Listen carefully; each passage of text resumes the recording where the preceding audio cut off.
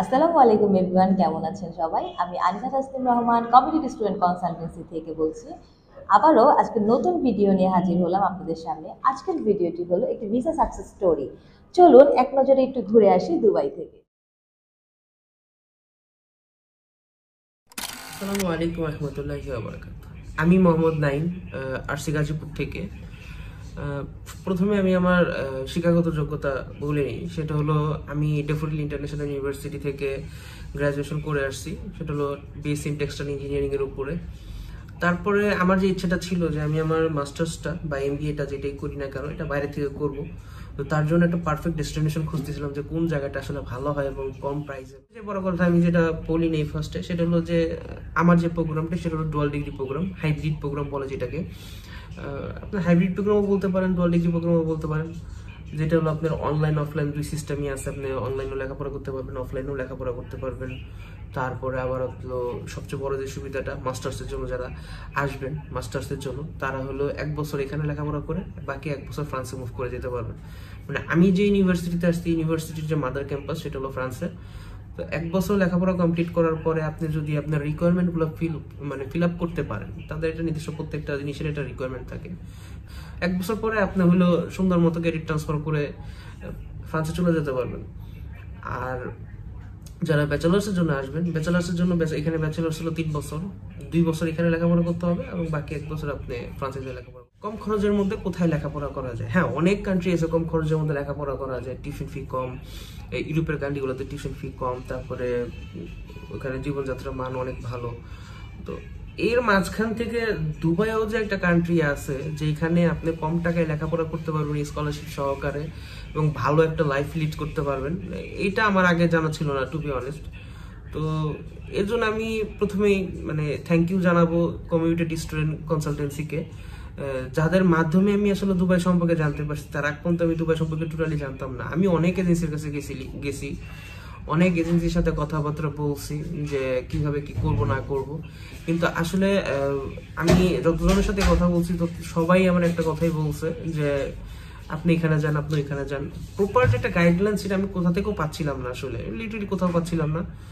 সর্বশেষ যে জিনিসটা হইলো, আমি যখন কমিউনিটি স্টুডেন্ট কনসালটেন্সির সাথে কথা বলি, তো ওইখানে মামুন ভাইয়ের সাথে আমার ফার্স্ট কথা হয়েছিল। মামুন ভাই আমাকে একদম ফার্স্ট টু লাস্ট একদম সুন্দরভাবে বুঝায় বললো। বলার পর আমাকে বললো যে ভাই আপনি একটা কাজ করতে পারেন, যেহেতু আপনি আপনার ফ্যামিলির মানে আপনার বাবার বেশি টাকা খরচ করতে চাচ্ছেন, কম টাকার মধ্যে আপনি পড়ালেখা করতে চাচ্ছেন, তাহলে সেক্ষেত্রে আপনি দুবাইটা ট্রাই করে দেখতে পারেন। উনি কিন্তু আমাকে ফোর্স করেন, উনি জাস্ট আমাকে বলছে দুবাইটা ট্রাই করে দেখতে পারেন। তো আমি তার কথা মতো তাকে আমি ওই দিনে যখন দুবাইয়ের কথা শুনছি তখন আমার একটা কথাই মাথায় আসছে যে দুবাই তো একটা লেবার কান্ট্রি, দুবাই থেকে লেখাপড়া করতে যায় লিটারলি। মানে প্রায় 90% মানুষ কিন্তু এটাই চিন্তা করে যে দুবাই মানুষ আসলে, দুবাই হলো লেবার কান্ট্রি, দুবাইতে মানুষ কাজ করার জন্য আসে, দুবাই কেন লেখাপড়া করার জন্য আসবে। বাট এইটা হয়তো বা অনেকেই জানে না, বা আমি নিজেও জানতাম না যে দুবাই হইলো বর্তমানে রাইট নাও একটা হাব। এইখানে প্রত্যেকটা কান্ট্রির, প্রত্যেকটা দেশের এবং ম্যাক্সিমাম বড় বড় যে মাল্টিন্যাশনাল কোম্পানিগুলো আছে এগুলার যে অফিস বলতে পারেন, ট্রেডিং অফিস বলেন বা মেন অফিস যেগুলো বলেন, ম্যাক্সিমামগুলো কিন্তু এখানে তার আস্তে আস্তে দিন ডে বাই ডে শিফট করতেছে, কারণ সুযোগ সুবিধার কারণে। দুবাই এখন বর্তমানে বলতে পারেন যে মানে একটা হাব হয়ে গেছে, যেখানে সবকিছুরই পরিচালনার অফিস সবকিছু এখানে এখন বর্তমানে আছে। তো আমি যখন এগুলো নিয়ে রিসার্চ করি তখন আমার লিটারেলি মনে হয়েছে যে আমার মনে হয় এখানে মুভ হওয়াটা বেটার হবে। আই থিঙ্ক এটা আমার নিজের পার্সোনাল ওপিনিয়ন, কে কি মনে করবে আমি জানি না। হয়তো বা অনেকে এখন আমার এই কথা শোনা পরে বলবে যে যে দুবাই কেন, অন্য আরো অনেক ইউরোপের অনেক কান্ট্রি ছিল, ওইখানে যাইতে পারতেন ভাই। কিন্তু ভাই আসলে আমি যখন নিজে রিসার্চ করছি বা খোঁজ খবর নিয়েছি তখন আমার কাছে মনে হয়েছে যে না, এইটা বেটার একটা অপশন। দিন শেষে আমি একটা কথাই বলবো, সেটা মামুন ভাইকে অসংখ্য অসংখ্য ধন্যবাদ। যে মামুন ভাইকে আমি যখনই ফোন দিছি আমি তখন ওনাকে পাইছি। মামুন ভাই আরেকটা নাম হলো ফাহিম, আমি ওনাকে ফাহিম বলেই বেশি ডাকি আর কি, ফাহিম ভাই। তো ফাহিম ভাই আপনাকে অসংখ্য ধন্যবাদ যে আপনি একদম ফার্স্ট থেকে লাস্ট পর্যন্ত আমার সাথে ছিলেন। আমার পুরা সব মানে পুরা বলতে গেলে একদম অ্যাডমিশন থেকে শুরু করে একদম এখানে আসা পর্যন্ত সবগুলোতে উনি আমাকে সাপোর্ট করছেন। এবং উনি বাড়তি কথা কখনো বলেনি। আমি ওনাকে অনেক জ্বালাইছি, রাত্রি নাই দিন নাই, যখন ইচ্ছা তখনই ফোন দিছি, উনি সবসময় ফোনটা পিক করছে, যদি ব্যস্ত থাকছে পরে ব্যাক করছে, সবসময় ভদ্র ভাষায় কথা বলছে, কখনো উনি রাগ করে নাই, আমাকে বুঝাইছে, বলছে দেখেন রিসার্চ করেন।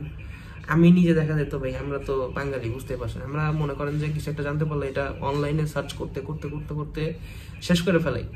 তো আমি এরকম করতাম, বিভিন্ন সময় বিভিন্ন কিছু সামনে আসতো, আমি এগুলো ভাইরে বলতাম, ভাই যেগুলো জানতো সেগুলো রিপ্লাই দিত, যেগুলো জানতো না উনি আমাকে বলতো যে ভাই আমি আপনাকে পরে জানাচ্ছি, আমি এটা সম্পর্কে আসলে ক্লিয়ার না।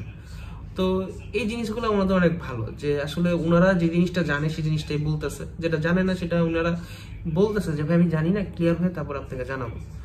তো আমি আসলে আর কথা বাড়াতে চাচ্ছি না, কারণ অলরেডি আমার এখানে ইফতারির টাইম হয়ে গেছে, আর বেশিক্ষণ নাই, আমি রোজা রাখছি, সারাদিন পরে বাসায় আসছি। এখন আমি ভাইকে থ্যাংক ইউ জানাই, ভিডিওটা বানাবো বানাবো বলে টাইম পাচ্ছিলাম না। তো ভাইকে অসংখ্য ধন্যবাদ, তার সাথে কমিটেড স্টুডেন্ট কনসালটেন্সিকে অসংখ্য ধন্যবাদ যে শুরু থেকে শেষ পর্যন্ত আমার সাথে থাকার জন্য, আর আমাকে এত সুন্দর একটা রুম পাইতে হেল্প করার জন্য। এটা আসলে স্টুডেন্ট অ্যাকোমোডেশন, তারা হেল্প করছে আমাকে এখানে ইনরোল করতে স্টুডেন্ট হিসাবে, কারণ আমি মনে করি পারফেক্ট একটা রুম, অনেক সুন্দর একটা রুম আমি পাইছি। আলহামদুলিল্লাহ, আল্লাহ কাছে লাখ লাখ শুক্রিয়া। সবাই ভালো থাকবেন, সুস্থ থাকবেন, এটাই দোয়া করি। আসসালামু আলাইকুম।